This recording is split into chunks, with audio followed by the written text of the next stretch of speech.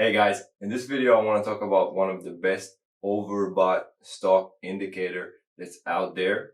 Now, most of the time when we're trading stocks, and particularly high volume stocks with lower market caps, we once or twice would run into one of those stocks that are really overbought. And a lot of people that don't really use this indicator that I'm using will end up getting into that trap.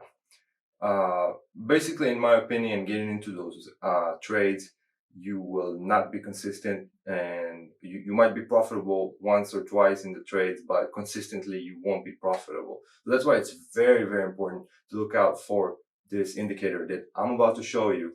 And I really hope it will help you guys avoid those traps. So check this out. So in order to have access to this indicator, you are going to have to be using Interactive Brokers, and you're going to have to be using their desktop platform, which is called the Trader Workstation.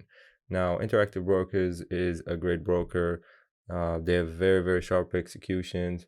And by any means, I'm not working for them, by the way. I'm just like, as a trader, I really appreciate them, and the fact that they have very good stocks on their platform that a lot of other brokers would not have. Smaller brokers like Robinhood or whatever, or even like some stocks that TD Ameritrade doesn't have. So for a charting platform, everybody knows I use Thinkorswim by TD Ameritrade, but for this particular thing that we're going to be doing, and I'm going to explain everything, this particular indicator that you get, it's basically, you can only see it on Trader Workstation by Interactive Brokers. So the first thing that we're going to have to do in order to reach this indicator is actually, once you get the Trader Workstation, and by the way, just like I said, for as far as I know, you can reach the Trader Workstation just by opening an account with Interactive Brokers, so you don't really have to fund your account or anything. All I'm saying is just get the Trader Workstation by Interactive Brokers. It's a great platform, and this platform will basically help you with this indicator that I'm going to show you right now. So once you have the Trader Workstation, first thing that you're going to have to do is go to Settings. Once you did that, all you have to do is look up for the financial instrument description that's called shortable. Just write down shortable,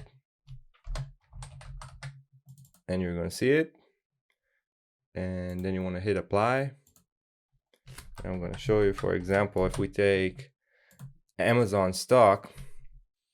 So basically what we did right now, the filter, is basically going to show you in your watch list which stocks are shortable, which stocks are not shortable, and which stocks, like what their fee and how many shares they're out there. So after you got your Trader Workstation all set up, and you basically edit the shortable share option in the Trader Workstation, what you want to do is look at the stocks that are top runners of the day.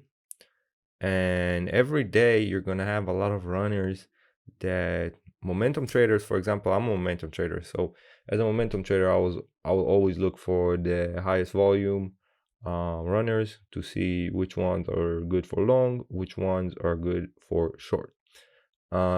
So basically, if you're gonna look at the stocks in your watch list on your Trader Workstation, you're gonna see that some stocks are shortable and some are not.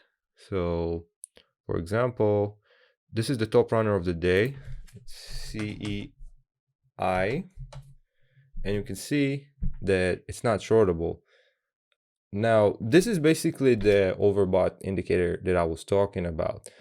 Once a stock basically has available shorts, it means that the stock is traded regularly. It's either like it can be a stock that has high volume, but and still has shorts that are out there. It's still in the green. like that, and not in the lighter green. It's like a brighter green. And yeah, once a stock is traded heavily on volume and it still has shorts, it usually means that it has a big market cap. But what we look for, and when I say we, I mean momentum traders, we usually look for the stock to have a smaller market cap. Usually it can be penny stocks. Me personally, I don't like to trade stocks that are under $2, but I know that some traders like to do that. So what I'm trying to say is you're most likely to run into those stocks.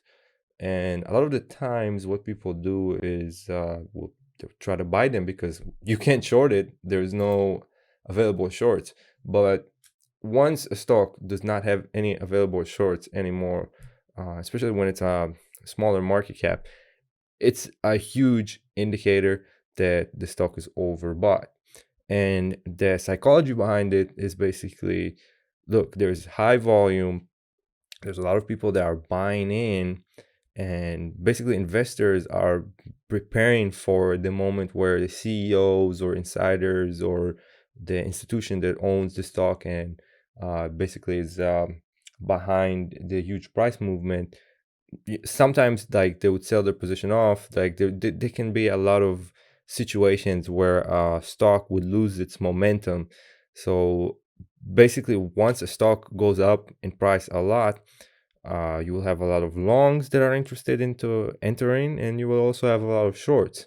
But once the stock gets to a point where there is no more shorts available, that's when it's overbought. And basically, I don't like to enter those trades at all. And the reason is because, first of all, like I like to get into a trade where I have the option to either do a short or a long depending on the momentum of the stock. Once I can only do long, that's a little suspicious for me because what if the stock breaks down, like loses value?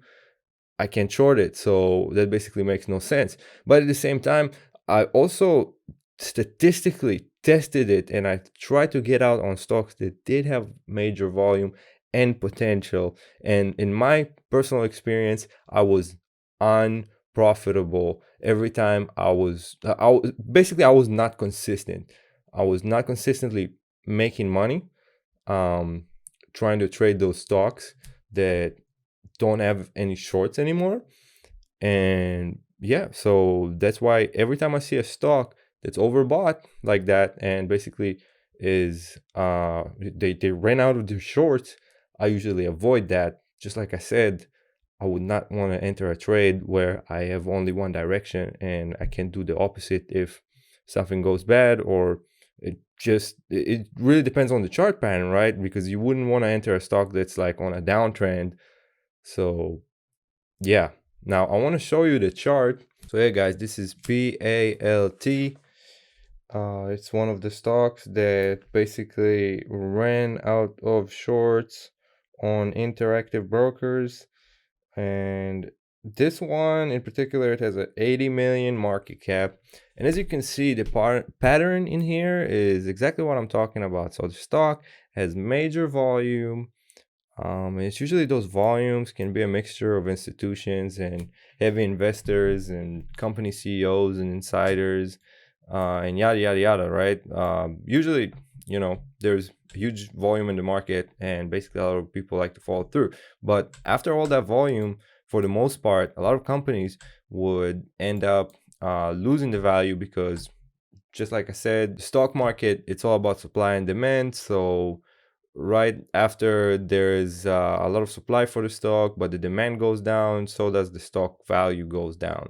But once you don't have the opportunity to short the stock, once you see that the volume and the value of the stock is going up, that's when I really don't appreciate that trade.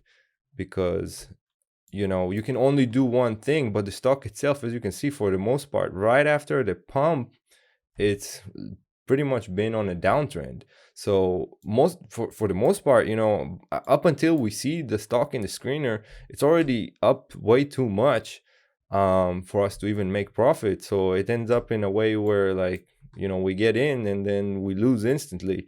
you know, we can make like just a little bit, but it won't be enough. And as you can see, right after the pump, the stock was just dumping. And that's because right when it was pumping in here, right when everybody was buying the stock, there was also a huge wave of people that was shorting the stock, to make sure that they wanted a piece of the pie too, if the stock would be a pump and dump, or, you know, continuation, breakdown, and discontinuation. So as you can see, it's a live example of what I'm talking about. And yeah, so for me specifically, I do not like to enter stocks that don't have any shorts available on interactive brokers. Just like I saw, like most of the time stocks, in my opinion, when they're not overbought, you would find shorts on interactive brokers. And for the most part, if stock is not shortable on interactive brokers, it will be because the stock is overbought, or because the stock had a like a really extreme day where it became overbought and people basically took all the shorts, and it's still on an overbought range. But you would notice that too every time. A lot of the times when shorts, like stocks don't have any shorts left, they could also dump, and once they're dumping, there will be shorts available. And that happens because, just like I said, shorts are covering their positions with their profits, so there will be more available shorts. So it's another thing that experience comes as a big factor in, and I highly recommend for people to take more experience for a market, as opposed to, you know, just trying to go for home runs and high number trades. But it's all about the experience. So as long as you keep trading, and you would keep learning.